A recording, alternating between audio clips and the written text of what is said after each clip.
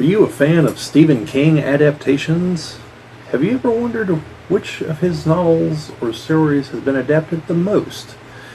Well, while I'm not sure that this is the answer, if it's not, it's definitely in the running, because at least one of his novels has been adapted as 3 different movies, one of which got a sequel, not based on anything, and so that's what we're going to be talking about today. And that novel is Salem's Lot, which, as chance would have it, I've actually read that one.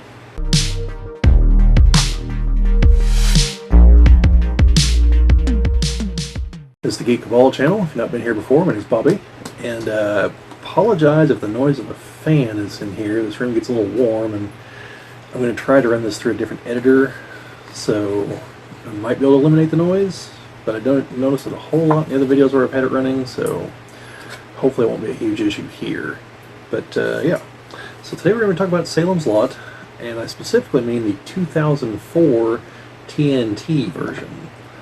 Now, it said there was a series, and I remember watching it on TNT, but I think it's only 2 episodes, so it's basically a movie. And this would have been the second attempt to adapt it. The first was in the 70s, also a TV movie. That's the one that has a sequel. And then, more recently, last year, there was one released on HBO Max. And I did a video on that. It'll be linked somewhere in here. So, who's in this one? Well, we have Rob Lowe as the main character, Ben Mears. If you don't know who Rob Lowe is, he's the main character in 911 Lone Star. He's also in Wayne's World, the first one, as the man competing with Wayne for Cassandra's love interest, and also in Tommy Boy as the son of the woman who marries Tommy's father in an attempt to take over Callahan Auto Parts, and several other things. I mean, he's part of the, I don't remember if he was considered part of the what they called the Brat Pack in the 80s or not, but he's been a lot of other things since then, so those are just some highlights that I strongly suspect the people who view this channel have also seen. Then we have Andre Braugher as Matt Burke. He was in The Mist, which I believe I did a video on.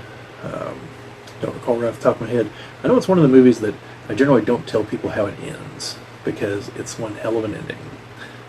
Also one of the main characters in Homicide: Life on the Street, which was a kind of like a precursor to Law and Order, but also like a contemporary, because there's some crossover episodes.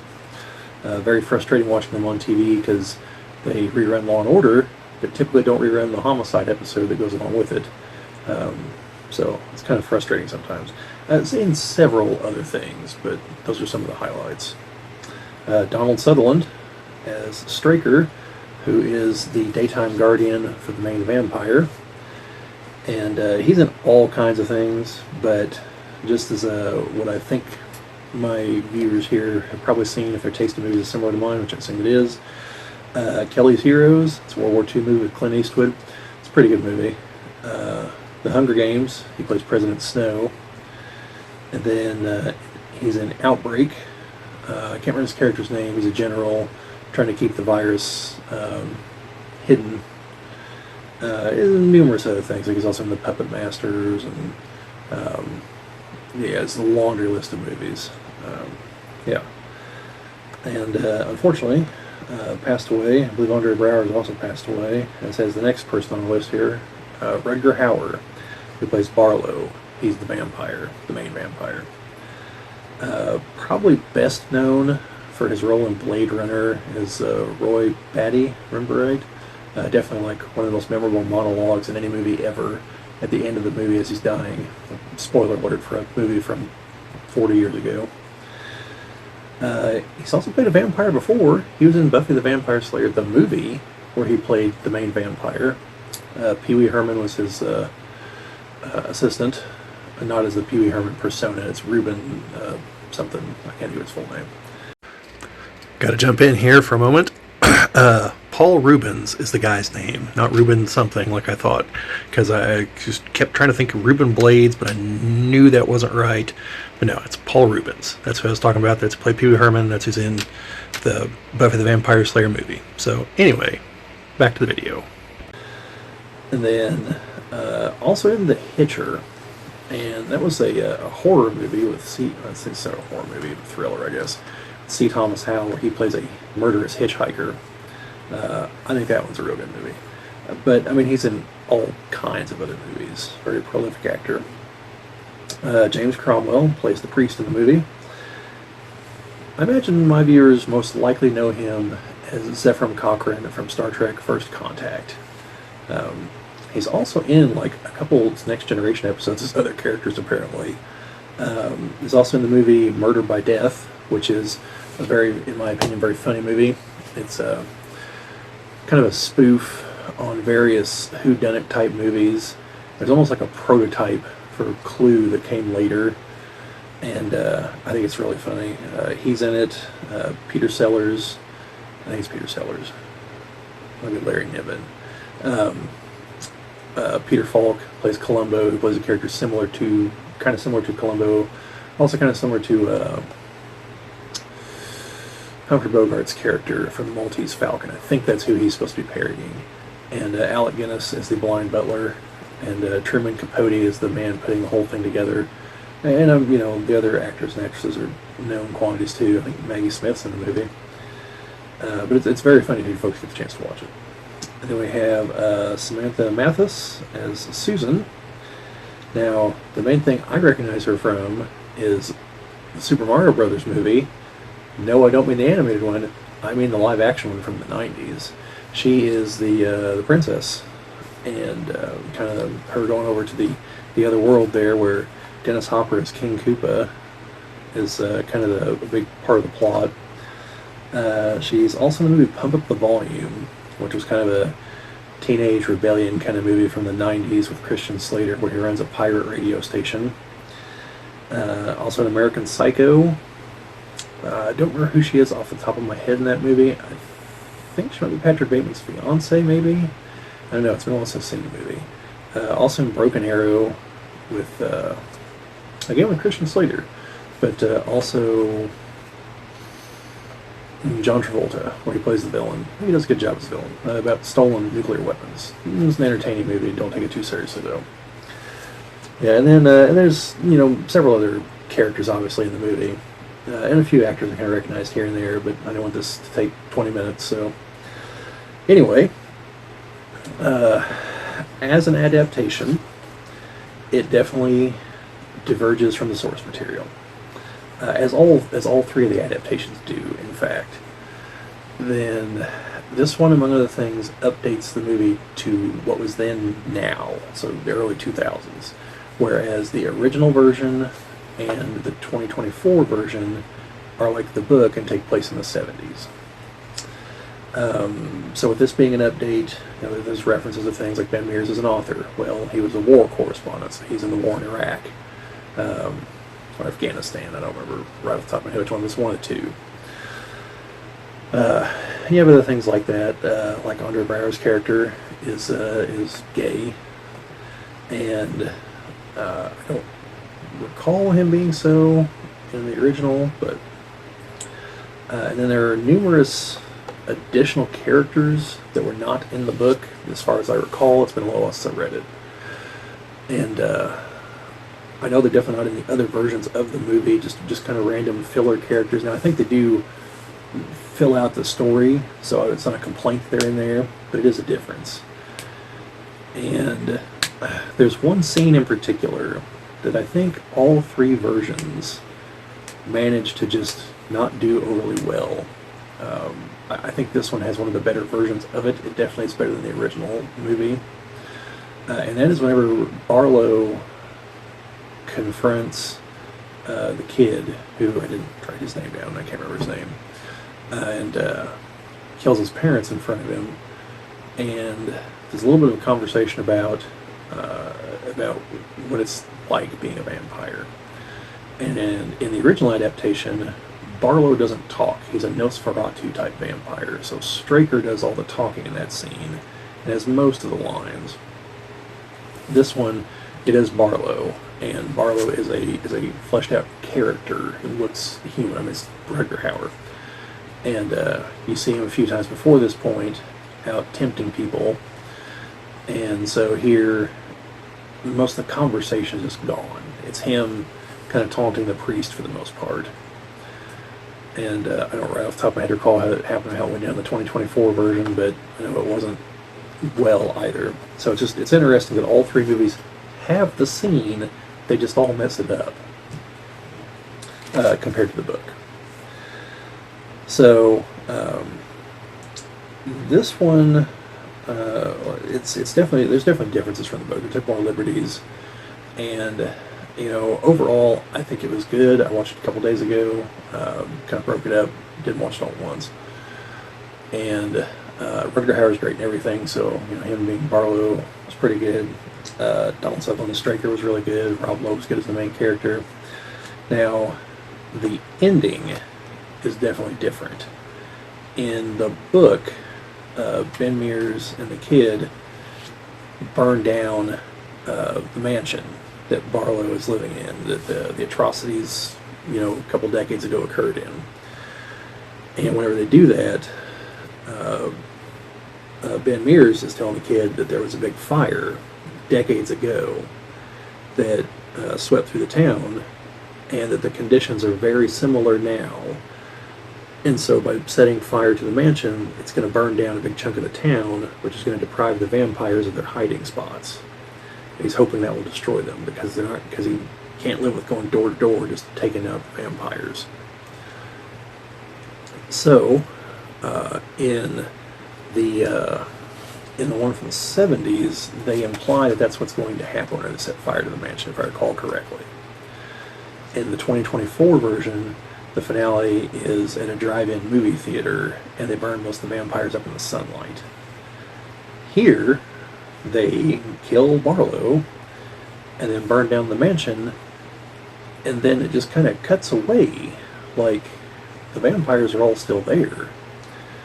And the priest, who became like the new daytime guardian for Barlow, is just kind of there in the middle of all of them, and we never hear what happens to them. Then the movie jumps to it's Detroit or Chicago, and because it opens with Ben Mears attacking the priest because of what happened towards the end of the movie, and he winds up in hospital and is having to explain everything to an orderly or nurse. And also, interestingly enough, the gentleman who he's explaining it to, the actor, plays Washington in the movie Iron Sky. So, do a video on that at some point. But after he finishes telling him the story, he realizes that his accomplice, the kid, is still out there. And the preacher's there in the hospital too, because the last thing Ben did is he grabbed him and threw the both of them out like a third-story window and smashed into a car. So the kid goes and kills the priest, and the nurse goes there and sees that he's dead, then comes back, and the kid has told Ben Mears that the priest is dead, and the job's done, and so he leaves, and Ben Mears starts having a cardiac arrest and dies, presumably. But the kid hits a door he can't open up, and the nurse stops him, and he's like, I can't believe you, like, I won't, I can't, it's too fantastical, but everything's there, right in front of him. And he swipes his key card and lets the kid leave. So, there's no mention of what happened to the vampires. I don't know if they came to the city with the priest, or what. But, yeah, just no mention at all. And there's a lot of them left. Because all the versions of this story, there's a thing that happens in each of them that leads me to wonder how Barlow has managed to fly under the radar. Because he goes to the town and starts biting people and starts turning people. And it becomes an exponential problem very quickly. And like this one and the 2024 one, I think really kind of sell it, where our main characters are focused on like one or two people that have been turned, and by the time they're convinced that's what's happening, they're overwhelmed already and don't know it yet, because while they're focusing on those people, Barlow's out biting other people, and those people are out biting other people, it's very quick. It's a geometric progression, and so I don't know how Barlow has flown under the radar, because like he'd be destroying a new town every few weeks or so, and yeah, so that one's hard to explain, but yeah. Overall, I like this version of the movie, and it's hard to say which of these three is the best, because they all have pluses and minuses. Like the one from the 70s, the big minus is it was a TV movie, so there's certain things it's just not going to show. This one is also a TV movie, but it's 3 decades later almost on TNT, so you can get away with showing just a little bit more. And it's not some of like the random cutaway things they know what they can get away with on TV at this point. And the 2024 one is a movie, so it was able to just be an R-rated movie. So, yeah, I do think it's a decent adaptation of the story. Again, it takes some liberties, and it resets the time period and everything. But I don't think that really detracts from the story, because the only thing that would have really done so would have been cell phones. Because there's no other like big technological changes, the beginnings of the internet. But neither of those play a major role in this version of events. So, it's difficult to say like, well, setting it here, you got to take this into account. Like, I mean, they just don't. It just doesn't really happen. So, so if you like the core story, or you like vampire stories, or you read the novel, or you like one of the other adaptations, I would recommend you check this one out. There's not really anything untoward on like the sex front. There's no real major cussing, because again it's a TV movie. There's not a lot of blood, because again it's a TV movie. But I mean, you do see people being bit, you see people being turned, you see Rutger Hauer, as a vampire. So, wouldn't let like a really young kid watch it, but early teens, there's nothing objectionable in it.